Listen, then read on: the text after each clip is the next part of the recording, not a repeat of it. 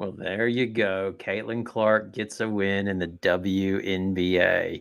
I'm a bit torn on this because Clark, quite frankly, did not play very well. And all we'll see after this game is a clips of her dagger step back threes, and they will be celebrated.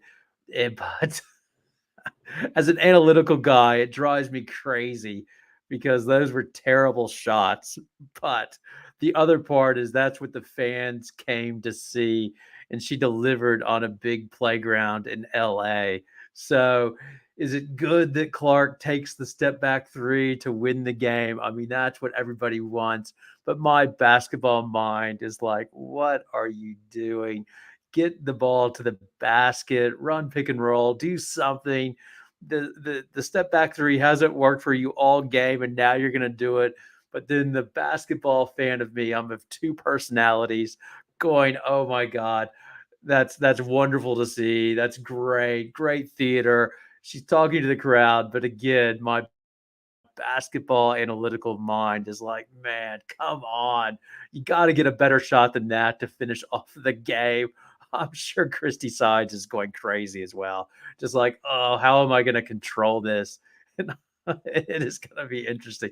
Maybe Christy Sides was right. There are good long twos. It makes me laugh.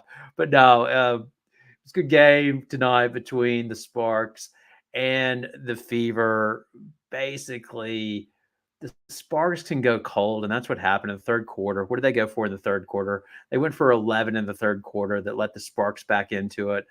Obviously, as well, the big change was when they came out in the second with Fag Binlay being the starter. Uh, yeah, that will be interesting moving forward. I think you have to keep Fag Binlay in the starting lineup. I mean, it seems like she and Clark have a chemistry, you know, but that's what it is. Their chemistry. I think you have to keep on starting her. She's so good. Hey, yeah, I totally. Here's the comment right here. I just got. I'll butcher your name. We'll call you God. How about that? Bad shots, they go in. That's what she is. Fun game though. I agree for sure. Yeah, I mean, she's Enrique Ogumawale with better press. That's what Caitlin Clark might be. I wonder. But everybody loves Caitlin Clark. But yeah, Fag Vinlay. Yeah, I think Nayla Smith. Oof, you're gonna hurt for your starting job. I reckon it's just so clear how much better they looked when she was on there. So she got 31 minutes. Um, yeah, Lexi Brown. What is Lexi Brown doing taking the deep shots? What is Lexi Brown doing on like it was like I don't know if she was trying to match Caitlin Clark for logo threes or what was going on with that. And and then Caitlin Clark, I mean, in the first half, she could not hit the ocean if she was in the boat. And I've got to give it to her. Like, I don't know if you play. I know I missed my first three or four shots. I'm just like, I hesitate to shoot. I'm one of those guys that's like, nah, I'll pass the ball. I feel it when I miss a shot. So to have the gumption to be a shooter like that and go 4 for 14. So obviously she made those last two threes. So what? Did she go on the last two threes? She must have been like 2 for 14 and still took those last two threes. That is some chutzpah. That is what it is. It's just amazing to do that. Yeah, Brink, man, she just has mind explosions. I agree with that. I don't know what just the silly reach-ins in the backcourt and Kurt Miller is trying to say, "Hey, we don't do that." I mean, it makes me laugh when Tara Vanderveer, like you could see at the last game, Tara Vanderveer is like, you need not to do those foul. We've been telling her for years. I think Tara Vanderveer wanted to go off and say, "Come on." The other one that needs to go in the starting lineup is Rakia Jackson. I don't see how Kurt Miller is going to keep Rakia Jackson out of the starting lineup. Like she had the best plus minus tonight. What was her plus minus? Rakia Jackson -1. She got 21 minutes. I don't know who you would take to the bench because I know Clarendon's their point, but my God, Kia Nurse was not very good tonight. But you've got to get more minutes for Rakia Jackson. Like she needs to be getting 25 to 30 minutes, in my opinion. Boston finally showed up. Yeah, I'll just go through these comments. They're good. Boston finally showed up. Yeah, I keep on getting comments that Boston's out of shape, that Boston's out. I mean, I just don't see it. I think people are just frustrated. I don't think she's out of shape. I think she had hard matchups. I mean, going against Jones and going against Tom, uh, she went Liberty and then the Suns. Those are two tough matchups. And then I can't remember if Nneka Ogwumike was playing or not, but those are tough matchups. I thought she would have a good game tonight. What is this? Yeah, let's see. Let's go to the next comment. Here we go. You make your team great. Multiple ball handlers, big run. Yeah, yeah. I thought Boston was good. She needed a big game. She had it, but I thought the difference was Fag Finlay. Like that made the difference in the second half. Like she got a few of the running. She runs the floor well. Clark hits her, and then they had a nice little. Clark fed her a nice little bounce pass. I thought, yeah, she did well. What is this? I'll sit her tomorrow. I'm gonna see. She basically played the whole night. What is this? Who else did I see? Yeah, Rakia Jackson. Rakia Jackson needs, yeah, Kurt Miller. You got to get her because that's your future anyway. So she needs more minutes, and that's just what LA is going to be. And they need to see if she can sort of become the scorer for them. But the LA crowd got what they want. You could feel that game, like the excitement when Clark hit her shots. That's what they came to see. They wanted Caitlin Clark to go off, and that's what she did. Yeah, the Sparks do want to tank. And, the thing with the Sparks, let's say they tank, they're obviously going to tank. That's the thing. If the Sparks get the number one pick, are you going Paige Beckers? Obviously, is that who would the Sparks go if they had the number one pick? Would it be Paige Beckers or would it be Kiki? Would it be Kiki Arioffen? Like, what would you take if you were a Sparks fan? Because you can see how hard it is to be a point guard and how hard Caitlin Clark's transition is, and the bigs just seem to transition a little bit easier. I think you'd have to go. You would definitely go Paige Beckers, but it's an interesting call because pairing Kiki Arioffen with Brink would be fun. Let's see. Sparks tank anyway. Yeah, I've gotten that one already. What is this? We would have liked to see Grace Berger. Don't know why she gets almost no play time. It's the Caitlin Clark show. That's why. I mean, they're just not going to get her on. How tall is Grace Berger? Is she about 5'10", 5'11"? So, yeah, I just don't know how much time she's going to get. And you could see, I saw when Caitlin Clark came to the bench, and I don't want to make a big deal out of it. She'd finally made her threes, and the team was fired up and sort of Berger gave her a tepid high five, and that might not be the case. All right, that's probably me interpreting, but my take is I think Berger's like, that's a ridiculous shot because it was a ridiculous shot. Let's see. Here we go. Very often since Brink's chemistry, yeah, but it's hard to pass on Paige, man. And I wonder if Paige will have a better transition into the pros than Caitlin Clark to a certain degree, just because her game is so well rounded. I could see Paige Beckers just going straight in and being a nice point guard just because she distributes so well and does everything so well. I think she would transition quite nicely in the WNBA. But we've already seen how tough it is. Would she meet up to the physicality? Would be very interesting to see how she adjusts. Is Berger 6 foot? Is she? All right, no, okay, yeah. It's the Caitlin Clark show. That's why it's just going to be all Caitlin all the time. Let's see. What do we got here? My hot take. What's your hot take? My hot take is that offense needs to run through Rakia. She's the only person that can create her own shot. Yeah, when she's at the 4, she is just like a mismatch. I don't know if they'd be too small. That would be wouldn't it be interesting if they went Hamby and Rakia Jackson at the 4 and had Brink come off the bench? I don't think they want to do that because I don't think they want to take the PR hit on that. And you can't put Hamby on the bench either. So you almost have to play her like at the 3. And then who do you send to the bench? Do you go Clarendon and Nurse in the backcourt, and then you would go Lexi Brown coming off the bench, maybe? I mean, that's probably what I'm thinking. I'm not sure. I mean, Kia Nurse was bad tonight. She was -9, but I think Kia Nurse, Yeah, she's a good player. I mean, you have bad nights, but yeah, that would be the interesting thing. Let's see. Lexi Brown got 38 minutes from Miller. Let's see. What do we got? Hamby and Rikia, two main scoring option for the Sparks. Brink third, in my opinion. They should give Jackson more shots. Yeah, I think everybody's agreeing with that. Like it seems like Jackson can get to the basket whenever she wants.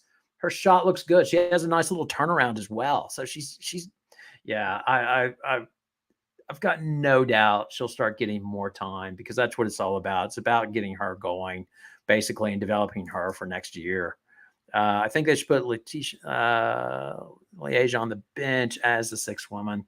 Yeah, yeah, yeah, yeah. I mean, I don't know if they just need a pure point guard. I would sort of say either Kia Nurse or Lexi Brown because you probably need Clarendon to bring up the ball, in my opinion. But you can argue it either way. It can't. I tell you what, the offense can't look much worse than what it looked in the third quarter. Who was? I think they had her on Clarendon most of the time. Clark was guarding Clarendon. Yeah, Clarendon most of the time when I was looking. Nurse got cooked by Clark those last two threes. Yeah, but with those last three threes, those if I'm it's easy to say, but those are terrible shots. If you're a coach, you're like, okay, I'll live with. I know it's Caitlin Clark. Got to get a hand up, but it's ridiculous those shots, and they went in. I mean, all you can say is, man, they just went in. So I'd be ease up a bit on that. As a Sparks fan, this hurts, but Paige is definitely who I want to get. Um, Handoff combination, Cam, such a good playmaker. She's unselfish. Love that she was aggressive tonight. Yeah, I think Cam will be fine if she can get the silly fouls out of her. Like, Kurt Miller should find her. Any foul in the backcourt, and you give me 100, basically, because that's ridiculous. The other one on, the announcer called it, like the one on the pick and roll where she threw the hip check out. It's like, no, you can't do that. You're trying to do the right thing, give the ball handler space, but you just cannot do that. Clark got a floater in mid-range shots. It's over. Yeah. Let's see. Yeah, I mean, when Clark gets downhill, like that's the thing. I would say Clark needs to start getting to the basket a little bit more. But you know, it she made the shots that she had to make, though, so she has the final say on this. There's no doubt about it. The thing that'll be amazing that you watch, it's just all the drama after this game is going to be those two shots. Those are the only clips that they're going to play, and it'll be like Clark had a great game, but my God, she hampered them. She did not play well in that game. But hey, she had less turnover, so I guess that's one of the things of turnover. And she did distribute well. Like, yeah, she in fact Benlay, that connection is nice.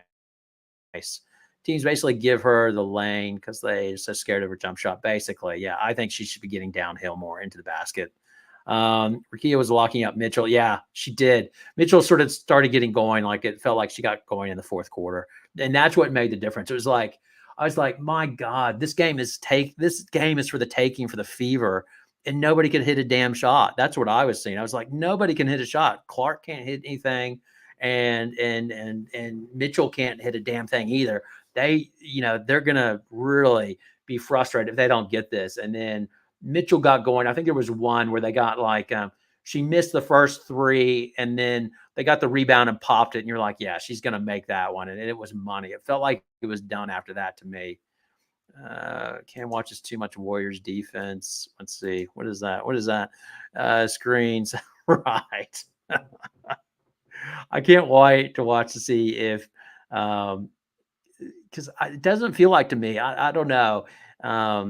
It's because Indiana's so bad on the perimeter. It seems like they all get picked on the perimeter players. I don't feel like I don't feel like that Clark's getting picked on that much in the like Curry gets picked on. It'll be interesting to watch. What is this? Yeah. What's that? Let's see. She almost had a triple double by Old Law. Now, I'm not picking on you, Old Law, but I hate the triple double stat. Like, I don't. I'm like, it's fine. You got in all three areas, and that would be the thing. I was thinking that the same thing is like, oh, she gets a triple double. We'll never hear the end of it. But like I'm still bitter. Like who was it when Harden lost out on his MVP? God, I'm gonna freeze on his name. You know the one I'm talking about. Um, that averaged the MVP, averaged the triple double that year, and I'm freezing on his name. I think the triple double is overrated, especially in the NBA. It's nice if you get it; it shows you have an all around game, but I my fear is like Alyssa Thomas. They're going to try to give her the MVP based on that, and I think if you're going to be the MVP of this league, you got to score, and that's the thing is if you can score, that's what teams need in the end. They're not looking for all rounders, in my opinion. Do you think the Fever make the playoffs this year? Can they turn it around starting now? I like this question. Let's get it up there. Do you think? I still think the Fever make the playoffs. Now, that's my preseason prediction, so I'll stick by it until I'm wrong. But that's what I was saying prior to the game. I don't think you can judge anything off their first 5 games because I would have expected those to be losses anyway. The thing I worry about the Fever is I worry about their defense. I don't know if their defense is good enough, but you would think they would get better and better as the season goes along, as they start to gel. And I have them being the 8th seed. I wasn't high on Chicago. Chicago's come out well. So people, thank you. Russell Westbrook. Thank you, old law. God, I lost Westbrook. Westbrook was so overrated that season with the triple double. Statistically, James Harden should have won. Yes, I'm a Houston homer, but I still think that way. But yes, I think the Fever should. I still have them being the 8th seed, surprising people, even with the rough start. I think the rough start's actually beneficial for them to get their hard games out of the way. And this was a big win tonight for them, no doubt. And they would think, yeah, we can go moving forward and build upon it. I'm still, and God, they'll crush me. I'm still not a believer in the Chicago Sky. I think they've come out great, but I remember last year when I was like, James Wade is a genius when they came out hot last year, and then they regressed to the mean. And I think that'll happen again, but we'll see. God knows if I'm wrong, Chicago Sky fans will kill me on it, but that's fine. Let's see what Russell Westbrook. No, they won't make the playoffs. LOL. Yeah, well, they're gonna. Let's look at the teams here. The teams are. Let's see. God, I need a team list right now because it's so obvious. The double. So we've got the Sparks aren't making the playoffs. That's one, and then 2. Who else isn't making the playoffs? So we got the Sparks 1. Who's the other one that's tanking? God, I need my list of my teams. I just can't do it off the top of my head. WNBA teams. Let's go standings. WNBA stats and standings. So yeah, Washington. So you've got Washington and the LA Sparks. They're definitely not going to make it, right? So yeah, you've got the Mystics in that. So basically, Indiana's basically battling with Dallas and Chicago and who else? Those would be the ones. So I think Dallas, Chicago, and yeah, the Fever would be the 3, and one of those 3 teams is going to be in the lottery. The question is, how hard will the Fever fight to stay out of the lottery? Because I'm not sure if you're aware that they with the WNBA, it goes on your last 2 seasons, your percentage of wins essentially.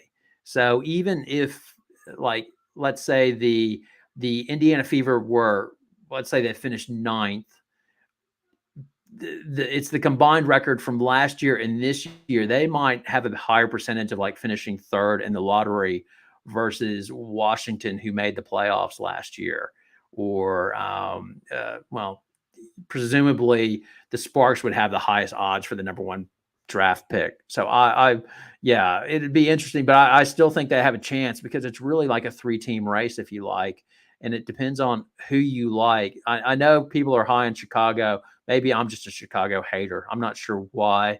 I don't know what Chicago did to me, but yeah, I just think they're going to fall back to the regression, but they have motivation not to go in the lottery because there's nothing worse being in the lottery and not having your pick.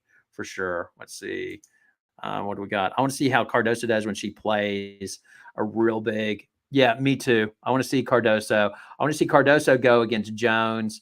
I want to see the other one. I want to see. I want to see Chicago play the Sun. I want to see how Reese goes against Thomas. I think that would be an interesting matchup. I think Reese will match up well versus Aaliyah Thomas. I want to see that as well. I want to see how Boston holds up tomorrow night versus the versus what is this? What is this one? Too early to predict. We'll make the playoffs. Yeah. Oh, it's way too early. All of this is rubbish. Trust me, Blackstock Music Troupe. Yeah, I know it's early. It's way too early. Like you don't know what injuries are going to happen. One team gets an injury. That's the thing with the WNBA.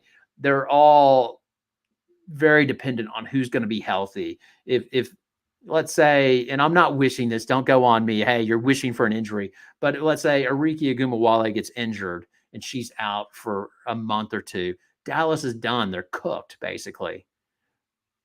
I don't rest Clark tomorrow. Let her play. She's young. Um, I didn't hear she's not having issues with her ankle, as far as I'm aware. I haven't seen anything saying that she's having ankle injuries. What's the next one? Interesting. WN draft is based on 2 years back. Yeah, it is. And then everybody keeps on saying, I remember looking at her hoops. Seattle, or not Seattle, Golden State won't have the number one pick. I think they'll have to pick number 5. I think that's what they've done previous years. Haven't seen what they're going to do, but they will not automatically get the number one pick.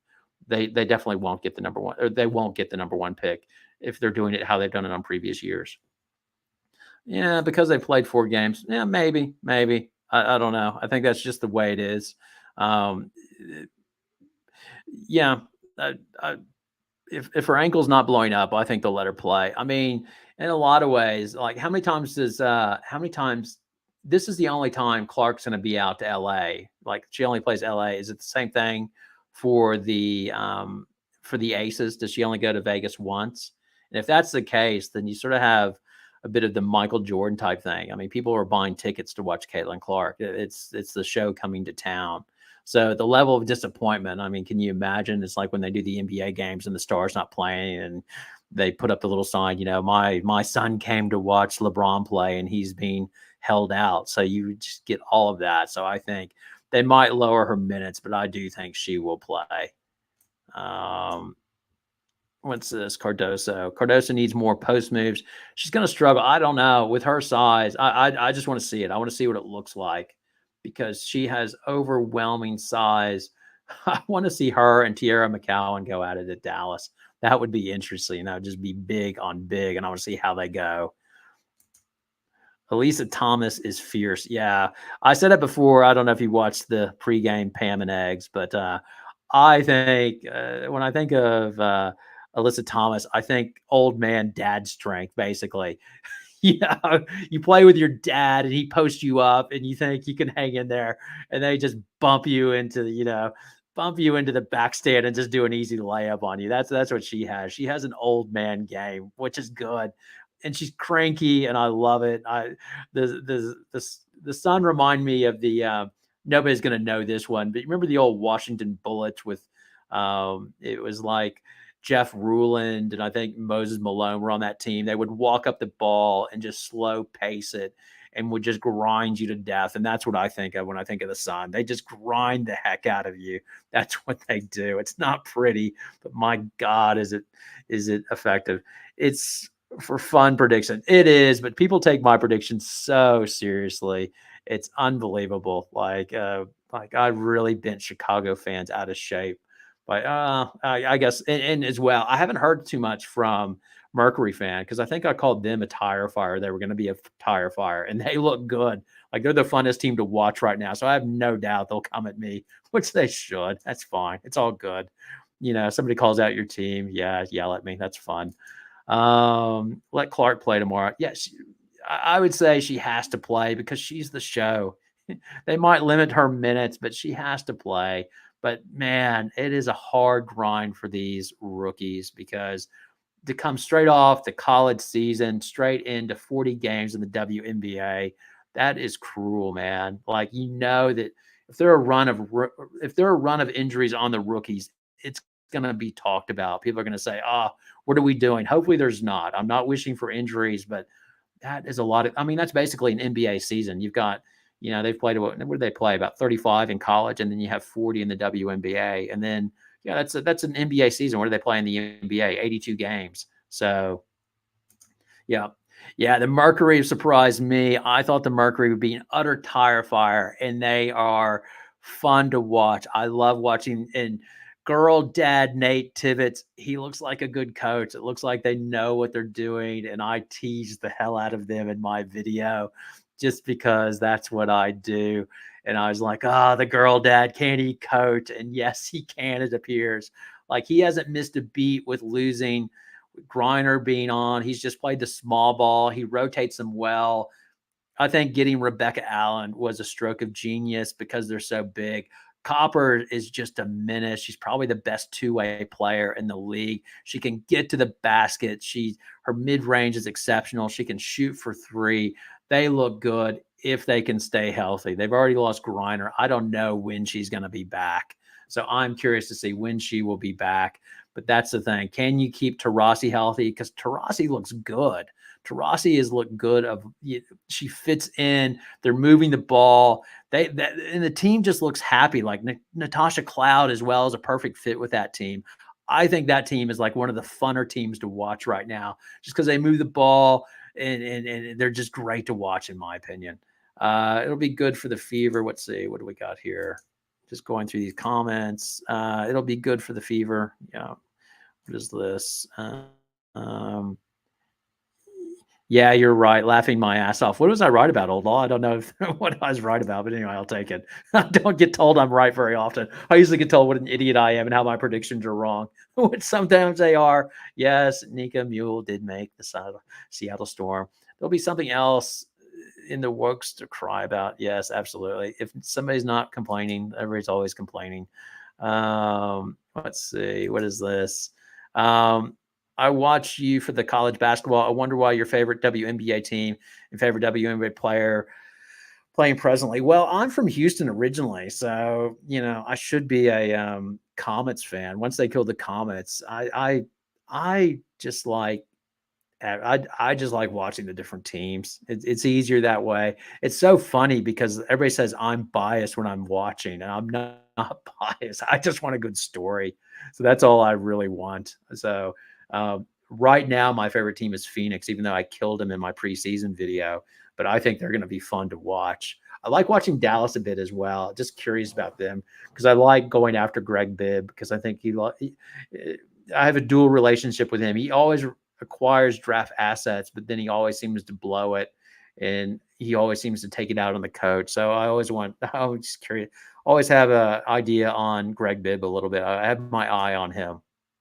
Let's see. That may have been a blueprint for how Clark can lead a team. Lots of assists, timely threes, opposed to her leading the team in scoring.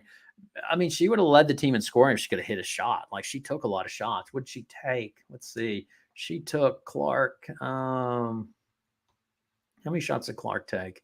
Yeah, she went 4 for 14. So she got her shots off. Like, that was the highest on the team next to Boston and Mitchell.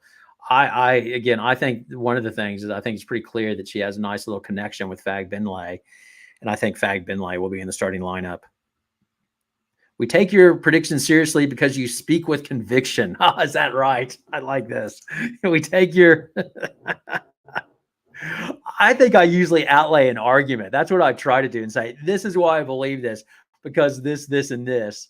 And then half the time I'm wrong because you're going to be wrong. And I laugh at myself and make jokes when I'm wrong, but people really take it personally. But that's fine. Let's see. Sparks hurt bad shooting night for Kia Nurse and Lexi. Yeah, 100%. Lexi could not hit anything. Kia Nurse could not hit anything. They could not get anything from the backcourt. I like this. Here we go. Do you think the Aces can win without their point guard? No, I do not. I think they're a playoff team, obviously, but I do not think they can win a championship if Gray does not come back. So she is the difference maker when they need a point or when they need a really good possession. She bails them out. I think that they were very fortunate that they won game 6 last year. The longer that series went without her, I thought they were going to struggle. And it was really fortunate that Kayla George got all the points that she did. They needed every last point of inefficient. Kayla George helped them get their championship, which was good for them. Yeah, definitely. I think they need her back, and I'm nervous about her because with her foot, they say she's going to play. They say they're playing it smart and trying to be careful with her, which is very, very smart. But feet always make me nervous, whether it be Yao's feet or whatever. People don't, I mean, it sounds ridiculous. The two things, like when I work as a physio, um, I always see it. Like somebody breaks a hand and they just splint the hand and go, "You're good to go." And like you can really do a lot of damage because if you rupture like a tendon in the hand, if you don't get surgery on that, within a few days or within a week, that tendon shrivels up and your result from that is terrible. And how people minimize the hand, like when you break a finger, it's like, no, no, don't just go to the emergency room and get an x-ray. No, my God, go to a hand physio and let them tell you what the deal is or see a surgeon because once you miss a week, it's almost too late to get a good result from your surgery to try to reattach the tendon. It's like, my God, you use your hands for everything. Don't minimize the hand. If you have a kid that hurts his hand, get it checked out. I always say, because it's terrible when it gets missed. And the same thing with the feet. People underestimate the feet. It holds up the whole entire body. That's why it's so scary if you have a fractured bone in your foot, because it's amazing how much weight the feet hold up. Now, I don't want to go on a diatribe, not turning this into a physio lesson, but yeah, that's why I'm concerned about her foot. And I don't know what is going on with her foot. Like, I thought it was like her plantar fascia, like, tore that. I thought that's what she had. But if it was that, I would think she would be playing already. And then I was like, oh, has she done something else to the foot? And obviously, they're not going to give out information on it. So hoping for the best and just hoping that they're playing smart. But yeah, I think they're going to struggle if they don't have her back in the lineup because I don't think Plum and Young are good players. They're really good. But yeah, she is the magic elixir that brings it all together, Gray. Let's see. What is this one? I watch your. No, we've already done that. Here we go. Do you think point God? Here we go. What's this next one about Clark not playing? Yeah, yeah. Peg Binley outplay people. Fever. She's definitely, yeah, she's got to be starting. 100%. Totally agree with that. She was quick down the floor. She changed that game. You could see the pace of that game change. It gave Clark a few easy looks and everything else. Like somehow some players just have a connection. Like it seems like Clark just has a nice little connection with her, and Clark's looking out for her to be streaking down the court for sure. Uh, how about trying to trade Berger, Taylor, Nelson, Adota, Caitlin Clark's? Yeah, I just don't see many. If they could trade it, I'm not sure. I don't know. It's just you just don't see many WNBA trades in mid-season. Like I thought a few years ago, like it would have been interesting. Like the only one that I almost recall them doing was when the Sparks were this. I think this was Derek Fisher time. Sorry, Sparks, to give you some PTSD, Derek Fisher. But here we go. I think the Sparks were talking about trading for Diggin Smith after, Phoenix obviously wanted to get rid of her after she and Taurasi blew up. And there was speculation about that. And then I think they had their hands full with Liz Cambridge and like, no, we're not we're not going to get this situation even messier.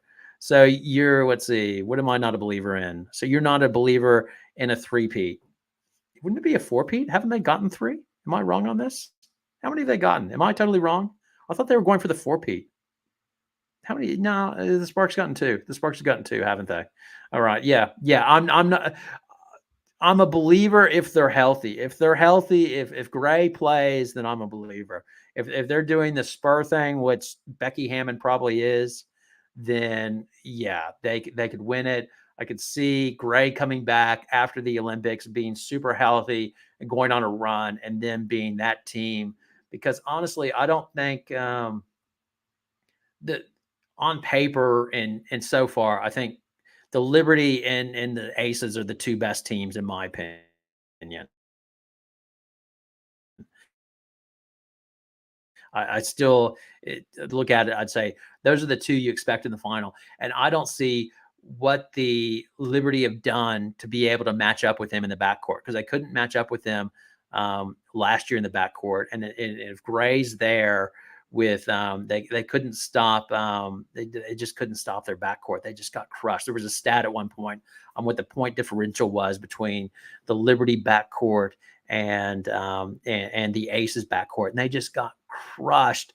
And Vandersloot is only getting older, so I just don't see it happening. And that's the problem with the way the Liberty constructed. I never understood it, because I mean, Ionesco's a point guard. Vandersloot's a point guard. Why are you putting 2 point guards together? And they talked about in the last game where Chicago beat the Liberty, where Vandersloot's been working on her, moving off the ball and trying to get better. And that's great, but she's not a natural off guard. So it always was weird, the bringing in Vandersloot to pair her with Ionesco. Let's see. What do we got here? Talking about hands, making me think of Kobe playing the postseason, ripping a tendon, I believe. Yeah, no. When you're getting paid what Kobe was getting paid, you can do that. But yeah, hands are important, man. If you take don't take anything away from my basketball knowledge, but take this away. If your kid injures their hand, don't just take them to the fracture clinic and say, yeah, they're fine. Edie, I went to the emergency room and they taped it to the other finger. They told us we're good. No, don't believe them. Find somebody that knows what they're talking about. All right. Oh, God. Okay. I wonder if Stewart plays at her previous postseason before 23 level. Could they overcome the backcourt difference? That's the thing. That you're quite right. If Stewart goes crazy and is unstoppable, then everybody's eating it. Like, she was definitely in the series versus the Aces. I mean, it was pretty clear A'ja Wilson won that matchup, in my opinion. Like, not by a lot, but just Stewie could not hit 3 ball. She just wasn't comfortable in her shot and didn't have the best series. Before that, she won the one versus Thomas. But I think in that series, I think it was clear that A'ja Wilson, and for them to win, they need her to go nuts. And that's the thing, is I think when they go against the Aces, A'ja is going to be able to contain Stewie. It's just a good matchup. They both match up against each other, and they basically negate each other. It's the same thing that happened when Stewie was at Seattle as well. Like, they match up. They're a good matchup. I said this earlier in the preview video. I thought Reese did really well against the Liberty last night. Like, and I give Liberty a lot of grief, in my opinion. But I thought she suckered Jonquel Jones into a few stupid fouls, like the first one where they were running down court and Jonquel put her like shoulder into her. And then later on, when Jonquel was in 4 fouls in the fourth quarter and she drove at her and got that one, I was very impressed with Reese. And I think Reese matches well up on Stewie. And I'm curious to see future matchups to see how she does it. And if Reese can contain Stewart, then that's a good pick. That's all she needs to do. Like I said, it's going to take her a while to develop her face-up game. But even if she's just good enough that you can go in there and be a Stewie stopper, then you'd be happy with that. Definitely. Who was the Jordan stopper? I can't remember. There was somebody that was supposed to be a Jordan stopper for Cleveland. I can't remember who it is. Let's see. Let's look at this next one. The game showed Caitlin's already the best passer in the league and can average close to 10 assists and 10 rebounds. Alone, that makes her an elite player in the league. Gonna be scary when the scoring comes. Yeah. The only thing that bothered me, one was, do you remember the one where she went into the lane and she tried to do, I'm dual on Caitlin Clark. My analytical brain, stuff she does drives me crazy. But then the basketball, part where you want to see something special, you're like, my God, the analytical part says that's a ridiculous 3. How do you take that? And then when it goes in, I'm like, that's fantastic. I love watching that. It was the same thing. She went in the lane and there was no reason. Like, she threw a behind the back bounce pass that had no chance of succeeding and got stolen right away. And I was just like, what are you doing on that one? But yeah, she's going to be fine. I keep on saying it with the thing that will make Caitlin Clark different or unstoppable, much like Curry. It's just the gravity, because you have to guard her so far out. It just makes her a nightmare matchup for most teams and things like that. That's why I think she will just be a really, really tough player as she just gets better and better and more comfortable. Let's see. Let's look at more of these. Let's see. Any more comments? Is that it? All right. Let's see. I think we'll. Anybody have anything else to ask or any other questions or anything about any other teams? I'm happy to answer a few more before I go. Clark's. What is this? Clark's a shot maker. Clark is a hard shot maker. When it's firing, it's beautiful. When it's not, it's ugly. Not comparing the 1-on-1, but Luka makes tough shots. And then, yeah, same thing. Arike Igumawale has that as well. She's the same thing. When her shot is on and she's hitting those shots, it's like, oh my God, you can't stop her. And it's a beautiful thing to watch. When she's missing those shots, it's just like, my God, you're a ball hog. What are you doing taking those shots and everything else? Like, it takes a special mindset to be able to, I'll give this to Clark. Like I said it before, but when you're what was she? It's like 2 for 11, and then to take those 2 3-pointers, you've got to have unbelievable confidence in yourself. And that's the one thing. You say what you say about her, but man, to be a scorer, you've got to have the belief that, oh my God, she's thinking in her mind, well, she's not thinking I'm 2 for 11. What she's thinking is, my God, how overdue am I? The next 10 shots are definitely going in because I'm a 40% shooter from 3, and these will be going in for sure. So I'm doing my team a disservice by not taking this long 3-pointer from the logo, which is ridiculous. But that's just an unbelievable confidence, and that's what makes her special in my mind. All right. Yeah, I think that's pretty much it for tonight. But overall, what are the games tomorrow? Let's just look at the score. What's the schedule for tomorrow for the WNBA? So what do we have? So what is it? So tomorrow is, what are the games on tomorrow? So is it, so Minnesota, Connecticut. No, that's not it. Okay, here we go. Okay, the matchups tomorrow. So New York at Minnesota. What's the line there? New York at Minnesota. I'm going to go degenerate now, just on gambling lines, just for the fun of it, if you don't mind. If you're offended by me looking at the gambling lines, yeah, I guess you can leave. New York at Minnesota. New York is minus 5.5. That will be. Let me think about the matchups there. I'm curious to see how they match up against the big on that one. I think I don't think Dork is back from Minnesota yet. Is she still playing overseas? I think they're going to miss Dorka for that to match up on Jones. I do like Minnesota. I want to see how Nafisa matches up on Stewart. I want to see how if the height of Stewart gives Nafisa Collier problems, because that's the one thing. Nafisa Collier is almost that she's a franchise player, but I wonder if she struggles to be a franchise player as a forward, just due to her height. She's a little bit smaller than like Brink and Asia Wilson. But yeah, I'm curious to see that game. Then Connecticut at Chicago. Oh, we get that tomorrow. That's fantastic. Okay. So Connecticut is minus 5.5. Yeah, I'm all in for that. That's the game I'm watching tomorrow. Yeah, I want to see that one. I want to see Brink and Alyssa Thomas go at it. I want to see that. Yeah, I definitely want to see that. And then what do we have now? We've got Indiana at Las Vegas. Oh, look at this. Have you seen a line on this? Las Vegas minus 14.5. Yeah, I would get on. I think Vegas is going to be cranky after their loss to Phoenix. Not only that, I think Clark's going to be tired. I think they're going to make Clark. I think they're going to make her play. It's the right thing to do, the disruptive one, but they're not going to do it because everybody's coming there to pay their money to watch Caitlin Clark. They want to see the Caitlin Clark show. She is going to be there tomorrow, I think, and play, but we shall see. All right.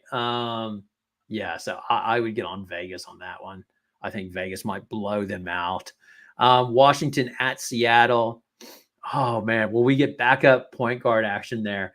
Because the Australian got to play a little bit for Washington. So, yes, are we going to have a matchup of Nika and God, I've already forgotten her name, the backup point guard. She's my local one here for the Canberra Capitals. Who got traded to Washington? Oh my God, I've forgotten her name. God, got the worst memory of all time.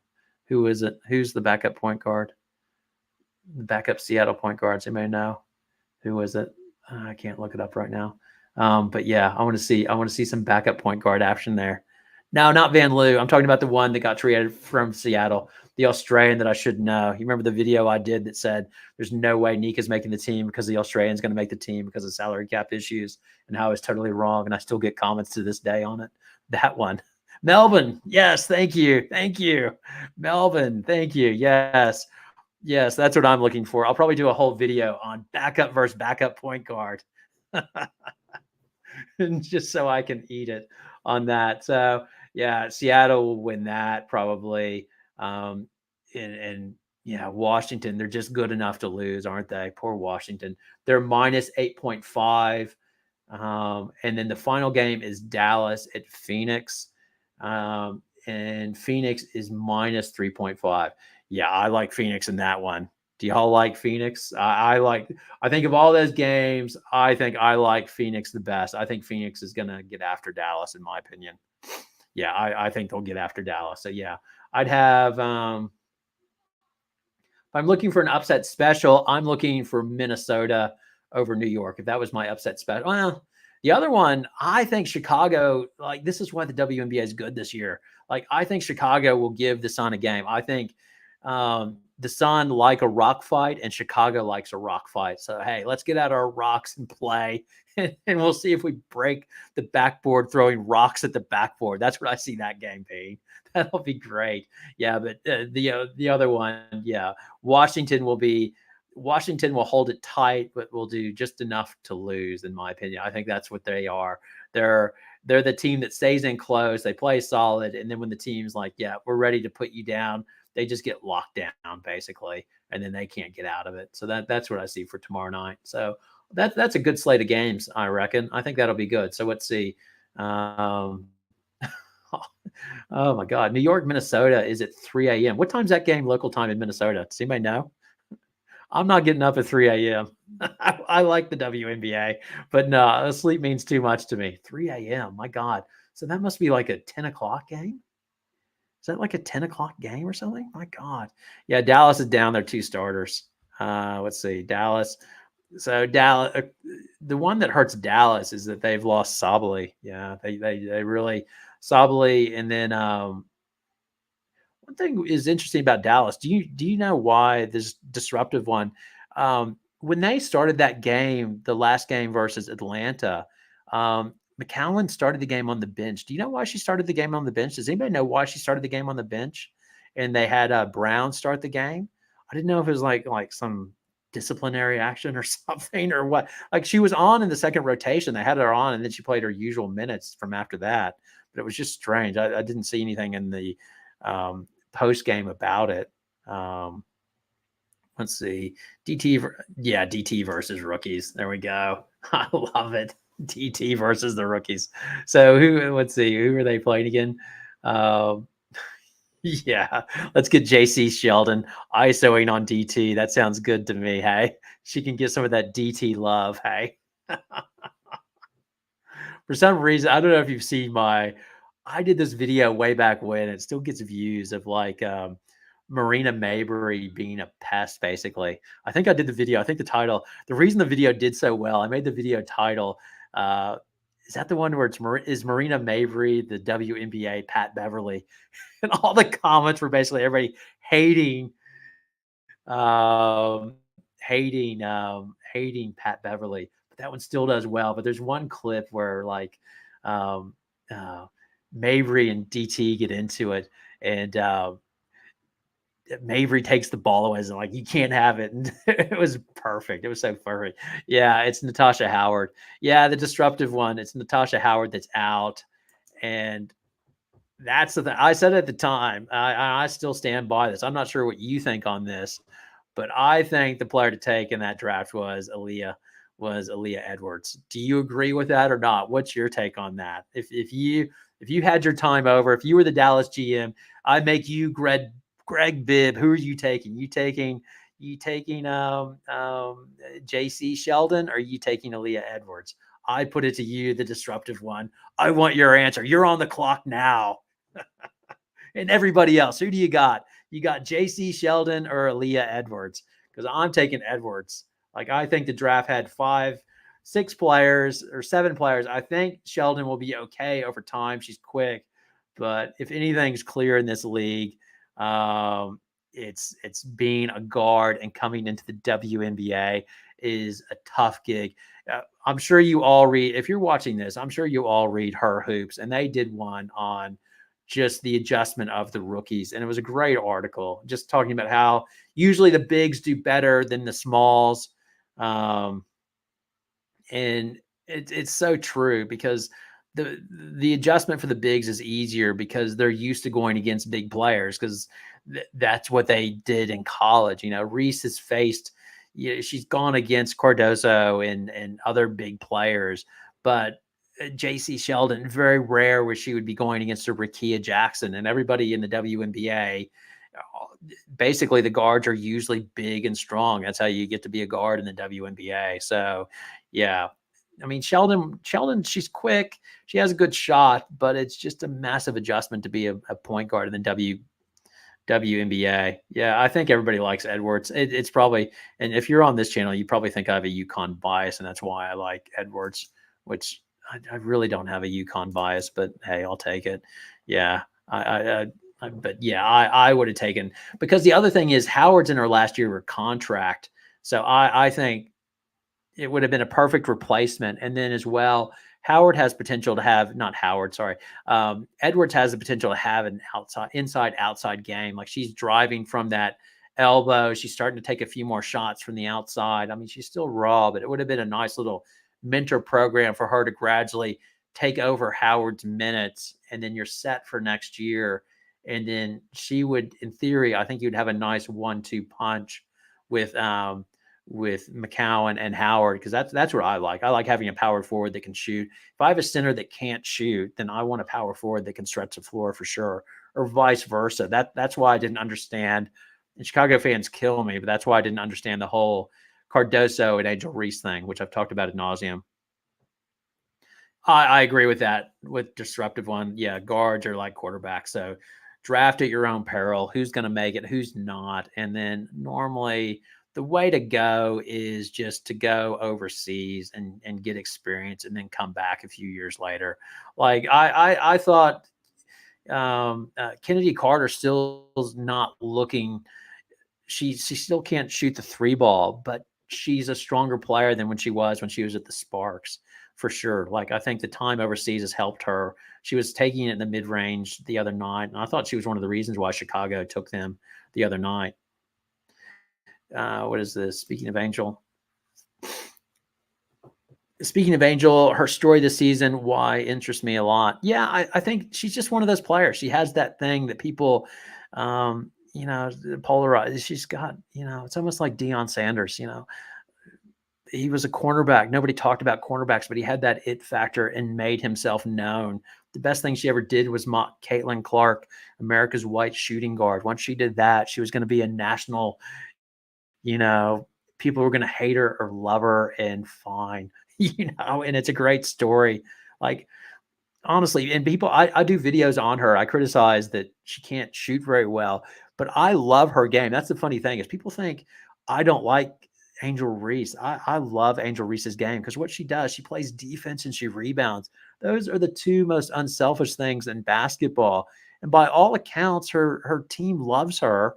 And when you watch the games, like I watched the game when they were playing Utah, like somebody filmed the game from like the stands. It was like a long distance filming, and you could see the interaction between timeouts and stuff like that. Like, she's a good teammate. Like, she's, even when she was out, she's still cheering and doing that and just positive and everything else. So I have no issues with Caitlin Clark. My only thing is just, my question was, much like with Elisa Peely, with her size and not having an outside game, would it hold up? Well, clearly it does. She's going to be able to rebound and play defense, and that's all she needs to do. And then she'll have time to develop her outside game. She can clearly take people off the dribble. She has a handle. So yeah, I think yeah, I think she'll be fine.